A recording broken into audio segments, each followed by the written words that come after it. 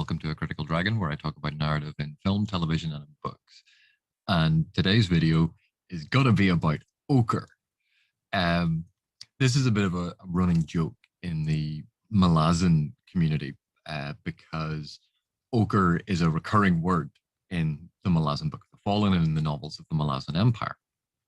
And I am going to talk about ochre, but there's also another point here that I'm going to make, and I'll probably split this up so the second point will be at the end, about certain words and phrases that authors use, their pet terms, their pet phrases, or a turn of phrase that they like, and how we sometimes as readers describe things as overused, or, oh, they always use that term. And there's actually a very interesting discussion about that as we as readers, what we pick up on as a strange term for an author to be using, and whether or not that term should or should not be used as often as it appears. And it's a really interesting discussion because it has to do with reader interaction with the text. But anyway, back to ochre. So ochre obviously is a color, it's a pigment, and as a color, it ranges, it's not a set color in nature, because I think it's something like a ferrous oxide. It's a mingling of iron oxide with sand and mud and various other things to create this pigment. And it ranges in color from a very yellow color all the way through orange to red colors. And, you know, Frank Herbert used ochre as a way to describe Dune, because when you're talking about a desert scene, when you're talking about the play of light across the sands, anyone familiar with large open areas of sand like a desert know that it's not all one color, that it can go from very, very white sand all the way through to different colors. In fact, in the Canary Islands, because of the volcanic nature of the Canary Islands, their beaches were pretty much black. And then I think for some of the tourist areas, they basically imported white sand to make the beaches look like tropical beaches that tourists want instead of the sort of black sand that they had. But deserts have this wonderful array of colors. If you've ever seen the film The English Patient, there's some beautiful shots of desert where you see this play of color. And the word ochre is absolutely perfect for describing this, because it is that range of color, and it allows the reader a way to visualize the sand without going, yeah, it's sand, it's yellow. You know, ochre is just a nicer word. But there's an interesting thing in the Malazan Book of the Fallen, particularly about ochre, because of the anthropological and archaeological training that both Esslemont and Erikson have had, that ochre, I think, is the oldest man-made or man-used pigment. And it was used in cave paintings in the Paleolithic.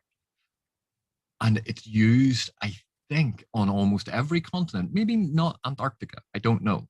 But certainly there are instances of ochre being used by tribal societies in Australia, in Asia, in Europe, in Africa, in the Americas, that there are accounts and ritual practices involving ochre and the use of ochre as a covering of the skin or a decorative thing for skin.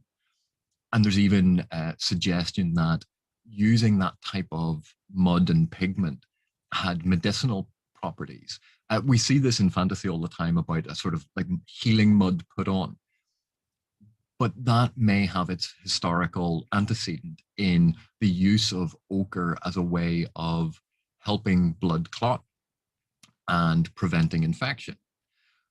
But this has been recorded in multiple tribal societies going back 50,000 years, 75,000 years. Like, this is part of humanity's history and inheritance.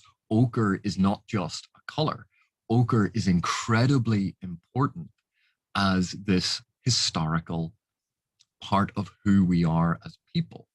And the fact that it is so widespread, these cave paintings from 75,000 years ago made with ochre, the fact that even today, some societies use types of ochre for hair dye and for ritual um, and ceremonial purposes. The ochre is essential to certain cultural identities. And so ochre as a descriptive term for the sand, we can see it's absolutely brilliant. It works perfectly because it deals with that range of color that we get in deserts. But ochre as a signifier for cultural history, for a continuity of humanity interacting with the environment in a creative way, that is signaled by the word ochre as well. And it ties in this sense of history and this sense of inheritance that we have. So I think ochre, particularly in the Malazan universe, has that additional resonance that is not necessarily present, say, when Herbert uses it as a color in Dune. But there is, perhaps because of Esslemont and Erikson's training, this hint or this implication of the broader historical context and the broader history of what ochre as a pigment means to humanity. And I think it is an absolutely brilliant term. And it adds, once you understand that sort of depth to what ochre actually means in a cultural sense, it adds actually quite a lot to some of the scenes where it is used, where it is invoked, that connotation, that sense of what this pigment is and all of the history attached to it, all of the cultural meaning attached to it, can infiltrate the text and add that additional texture to what we're reading. So that was just a quick note on specifically ochre. But I think it raises another point, because people joke about, oh, Erikson just uses ochre or Esslemont uses ochre. And it's one of these words that gets picked out in the text that is potentially overused. Now, I've just done the bunny ears, because why? Let's start with the fact that, yes, authors quite often have a turn of phrase that they like. They have words that they like. They have words that they like fitting in. And we as readers, if we notice that phrase, that word being used, we prime ourselves to continue to notice. And it's basically the same as confirmation bias. If you are expecting to see it, then you will note when you see it. If it has never been pointed out to you, you probably will not notice it. So they ran an experiment with, does toast always fall butter side down? And lo and behold, it's essentially 50-50. But then they found that our memories work in such a way that we always seem to remember when toast falls butter side down, because of this, oh, toast always falls butter side down. And here, oh, it's happened.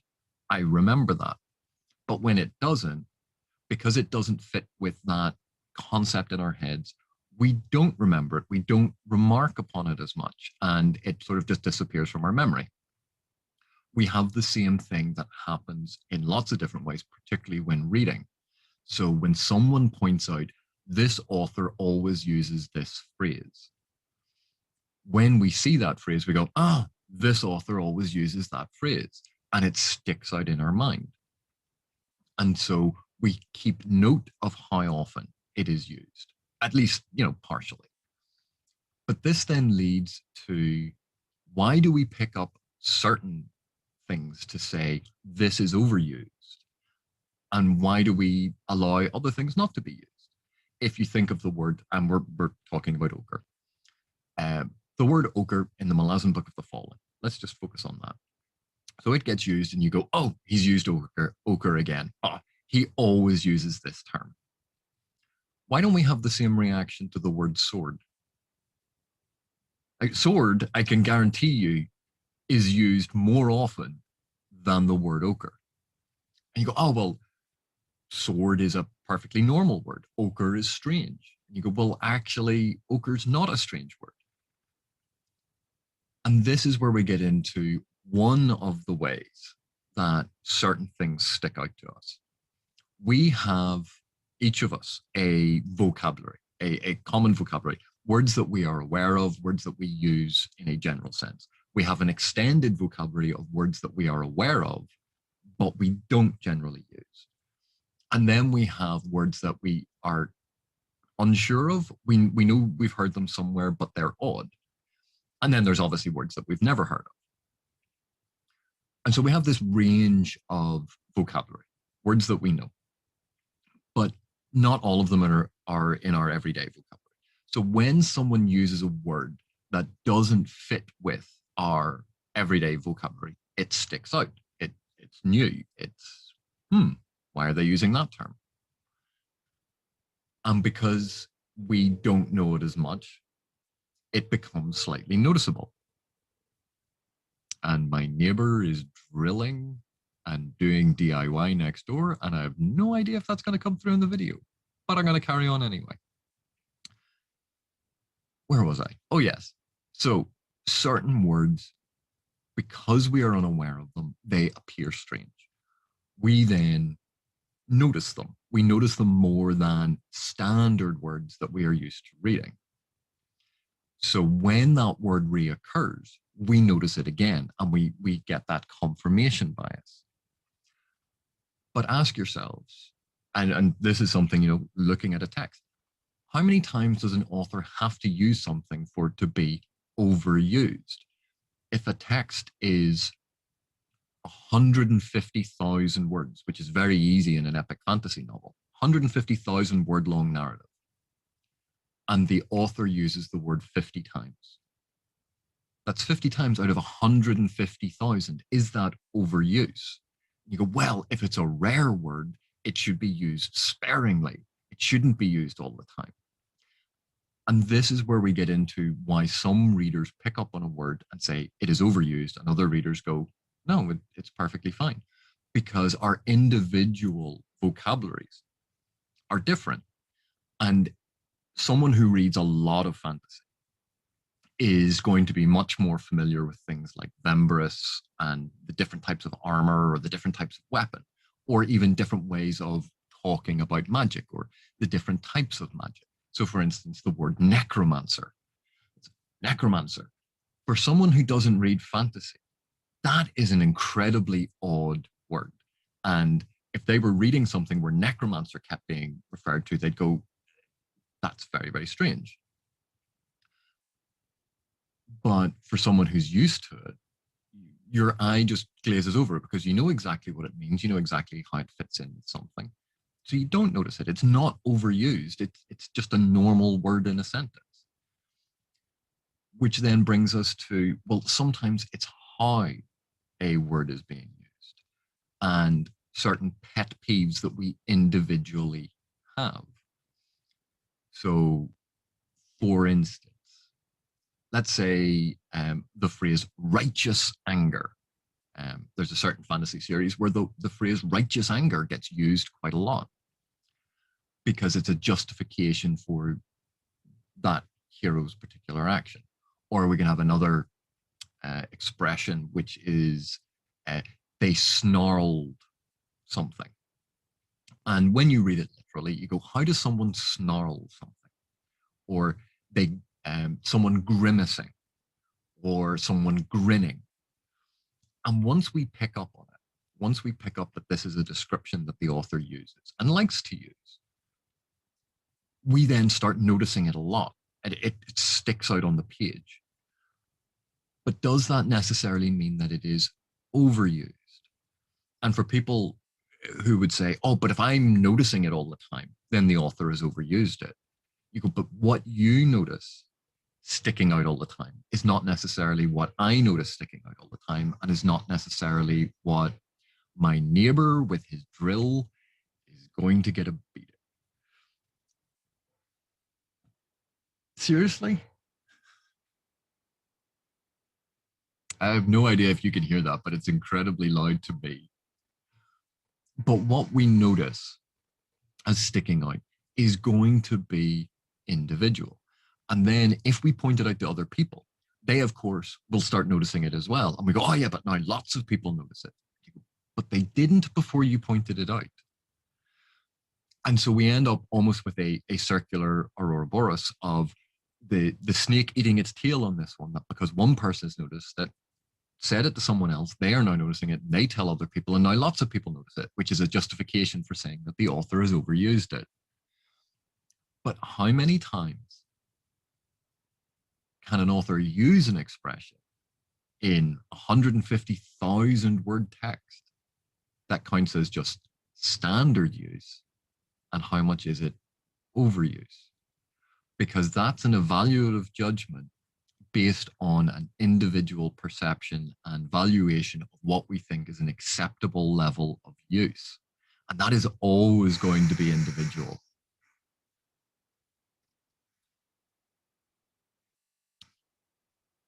It's a drill. It's a drill that sounds like it's coming right through my wall.